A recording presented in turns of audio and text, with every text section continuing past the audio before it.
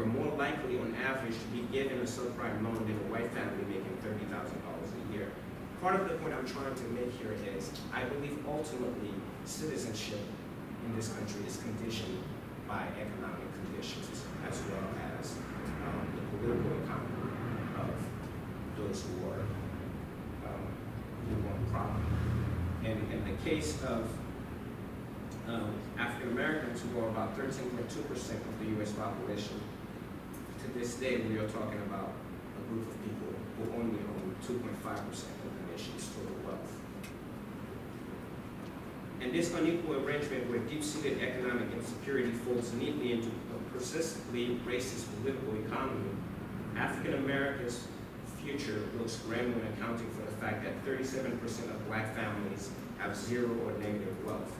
In short, just as racism is the bedrock of the foundations of our inherited racial inequities, so too is the racial wealth gap and a breeder of economic injustice, forming the cornerstone of the problem of what I see as black economic citizenship.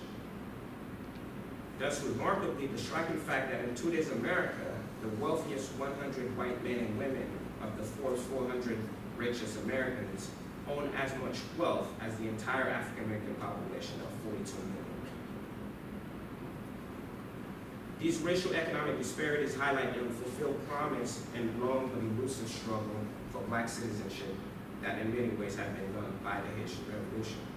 And if it continues to fester in this trajectory, demographers have noted that by 2050, the median white family will have $174,000 of wealth, while Latino median wealth will be $8,600 and black median wealth will be $600. The median black family is on track to reach zero wealth by 2082.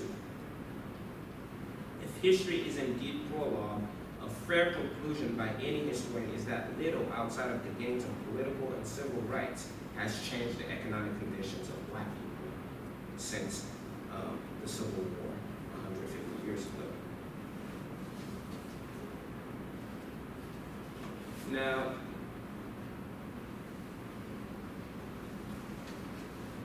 given this tragic aftermath of post-slavery in both Haiti and in the U.S., what really can be done? What is to be done? So in my opinion, whatever course is followed will have to involve the active intervention of the state and policymakers. Trends in the contemporary discourse of the Democratic Party's presidential politics show that several candidates have endorsed some form of conversation around reparations. Beyond policymakers, we must also turn in part to the 19th century demands of the freedmen and women who, throughout their transition from slavery to freedom, were always constant in their demands. As John Adams, a formerly enslaved man, said, "What do I want after slavery? Now that we are free, we want education, we want protection, we want plenty of work, we want good pay for it, but not any more or less than anyone else." And then he finished it by saying, "Then you will see that the downtrodden race will rise up." So far from a dream deferred, this is a vision of democratic reform for redeeming the soul of America. I do not lay out these numbers or this lecture with regards to Haiti to communicate in any way that all hopes have been lost. In fact, I don't believe the Haitian Revolution is possible in a world in which all hopes are lost. Enslaved people, if anything, prove that under the most brutal conditions, they can still seize their freedom and their dignity. And I want to wrap up by just noting this. With regards to the whole narrative around the exceptionalism of Haiti.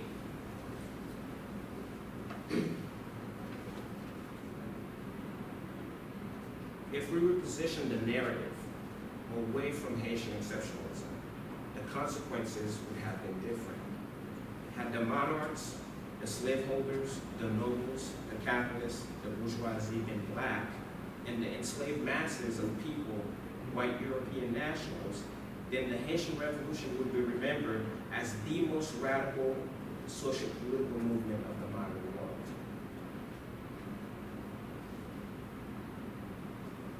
Had the monarchs, slaveholders, nobles, capitalists, and bourgeoisies been black, and the enslaved masses of people, white European nationals, the Haitian Revolution would be remembered as the most radical social political movement of the modern world.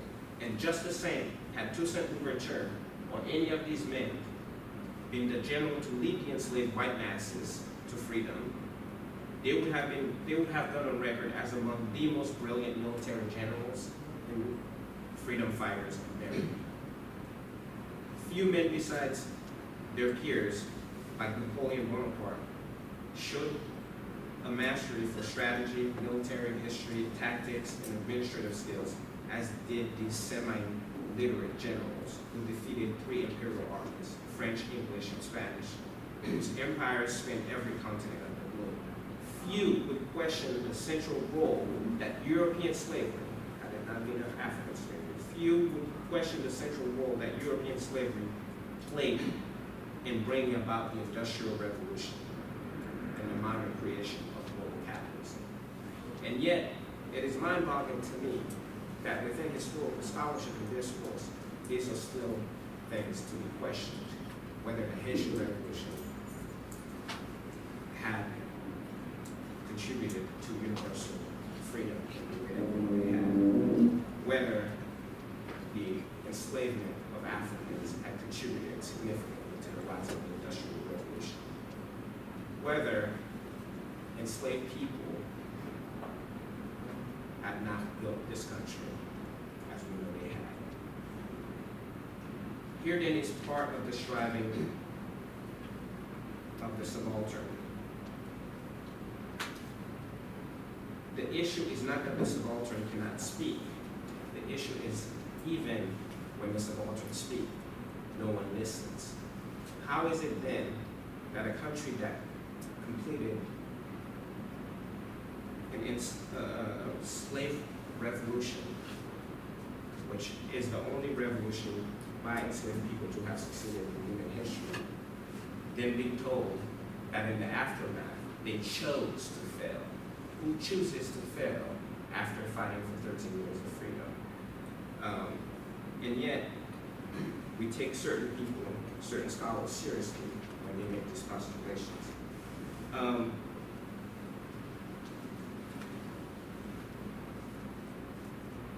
In the end,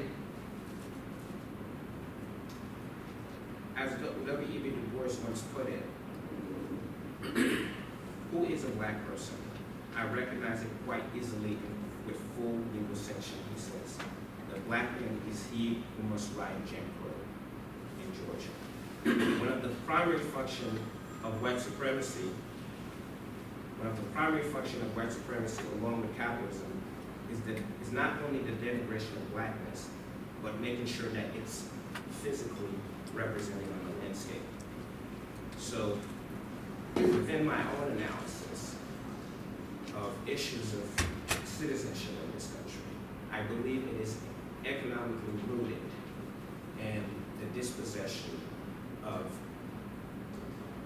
the land of Native Americans, which then was worked by Africans, and those people have yet to gain the benefits of what they've sowed for this country. Thank you.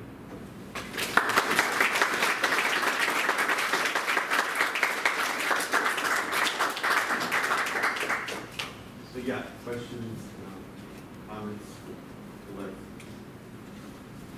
Yes. Two factual questions and then sort of a comparative one. The first is, I came in just as you were talking about the average work life of a Haitian slave, which you said was 15 years. That's by gender, or is that also by the time the revolution happens, is the Haitian slave population born in Haiti, or are we still talking about, as we had 100 years before in places like Jamaica, a population that is rapidly being brought and then rapidly dying? Yeah, I'm not so sure about the gender part, so I can't really answer that. With regards to the population, about 60% of the population actually have been born in Africa. And the reason being the constant overturn of, as I said, between 3 to 5 years of working before dying in the process.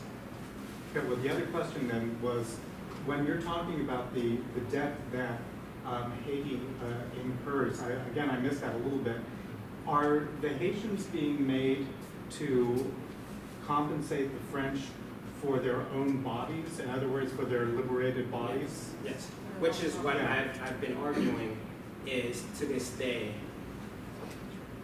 a reparations principle that must be overturned, not only symbolically, but literally. If France never returns the money, then the idea that these people, that what was lost were actual human property, will forever be something that haunts the legal disciplines in terms of how we understand law and the making of people as enslaved individuals. So I believe part of the argument for a reparations claim by Haitians towards France, as well as here too, is if the money's not returned, then the legal principle holds that these people were rightfully enslaved. And therefore what was lost on the part of the slaveholders was an actual property loss that they had to be paid for. And I believe that precedent is very dangerous and has not been overturned yet. If in fact, this is where when I talk about the gift and the curse of the Haitian Revolution, you could look at one of the negative implications of the revolution being it contributed to that being possible. For instance, when the British had their own emancipation and paid the slaveholders for what was lost. And then again, you had Abraham Lincoln proposing the idea, and on a smaller scale, acting it out in terms of the Washington, D.C. Emancipation Act. Right? So it has not yet been legally overturned. Yeah, about the debt, how much of the original French claims are now part of the Haitian national debt? I mean, I don't know whether there is like a historical connection. I mean, you can make obviously a connection of the economic ravaging of the debt. Is there a kind of a direct amount connection between current and the 18th century claim? Yeah, so the Haitian government calculated that the debt amounted to $22 billion. And in 2004, made an effort to try to reclaim the debt. Now, what is very unique about the case of Haitian reparations is that it's not asking for reparations with regards to slavery. Mm-hmm. It's just the debt. It's just the debt. So unlike some other reparations movement, they're specifically asking for that money that was illegally taken. That's right. Whereas in other cases, we're talking about reparations for the labor that had been. Yeah. And have there been, as a post-World War II, in a modern world, effort to just like, this is ridiculous, how can this, have there been voices in the various like human rights commissions and other places that? No, if anything, the way I see it is, with regards to sort of the human rights complex, there is so much of a concern around a discourse of environmental degradation in Haiti that completely displaces the historical connection between the environment and the debt. The fact of the matter is, Haiti had to completely get rid had to become a major exporter of wood immediately following the debt, right? So that it could finance many of the loans that it was receiving from these different players. And it's so the outrage is often, let's find a way to get these supposedly savage people who don't understand anything about how they're destroying the environment, rather than, hold on, where is the historical connection here? Why did this have to happen so fast? And often you will get this contrast that you have where they show you the side of Haiti while showing the Dominican Republic on the other side, completely decontextualizing that they don't necessarily have the same history. While they share a history of American occupation, the colonial situation was completely different.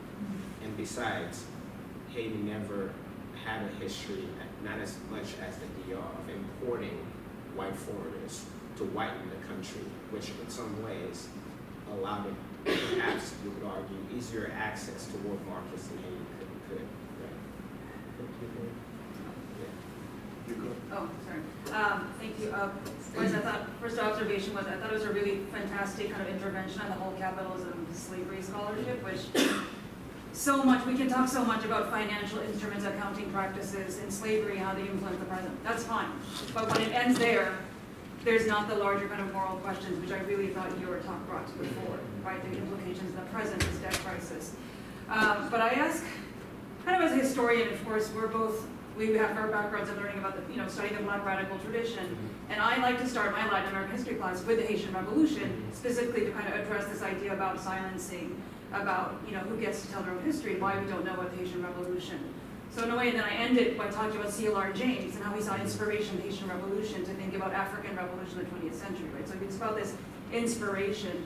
And then when you look at it through this lens of imperialism and capitalism, I was like, is this our moment of Afro-pessimism? Like, where do you think, what is the way now for us to study and think about the Haitian Revolution? If we're thinking about this context of this capitalism scholarship as opposed to maybe a Black radicalism scholarship, are we asking very different questions? Thank you for that question. Sorry, it's because all over the place. thank you for that question because I'm really fed up with Afro-pessimism. Because I personally do not see, as a historian, how you can study the Haitian Revolution and then conclude that all hopes are just lost. How then do you explain the possibility of a group of enslaved people? See, that for me is the question. And so far, as much as I appreciate the work that the likes of Ta-Nehisi Coates has done to inform and educate the public, I think he has led people to believe that we've exhausted the possibilities, or that somehow no change can take place given the stubborn racism of white people. I believe the stubborn racism of white people could be permanent and will probably be permanent, but I refuse to believe that the resistance on the other end is something that will sort of die down. I don't see in that history specifically, with regards to the Haitian Revolution, I don't see a history that tells me that people have come to a place in which pessimism says you might as well give up. It just does not explain the Haitian Revolution. So I like to go back to that history, go back to that revolution, to get people to rethink what they think is possible. And here I'm not even talking about a sense of radical hope in terms of aspiring for a world that you don't believe you will forever reach. I'm talking about a sense of radical hope that actually is rooted in past events that we know are possible. The thing about Haiti is, for as much as people are focused on its tragedies, its miseries and such, no one ever stops to question, well, it had never been given the chance and the opportunity to show what it could have been. To this day, I personally believe the Haitian Revolution succeeded as a revolution, like as an event, but what the Haitian Revolution could have produced, we don't know. We don't have that possibility to actually make a conclusion, not if just 20 years after you're saddled with a debt, those who have access to world markets refuse to let you be a fair player in it. And within your own country, you're still dealing with the after effects and afterlives of racism in terms of intra-relationships, the relations between people. So, so two things about research questions that I think people ought to sort of reframe the lens is, stop asking why is Haiti so poor, and turn the lens on the U.S. and ask, why is the U.S. so wealthy? Why are the European powers so wealthy? In spite of the economic stagnation that these countries have gone through in the past 50 years, they're still reaping benefits. How is that possible? So turn the lens on that, right? And the second question for me is,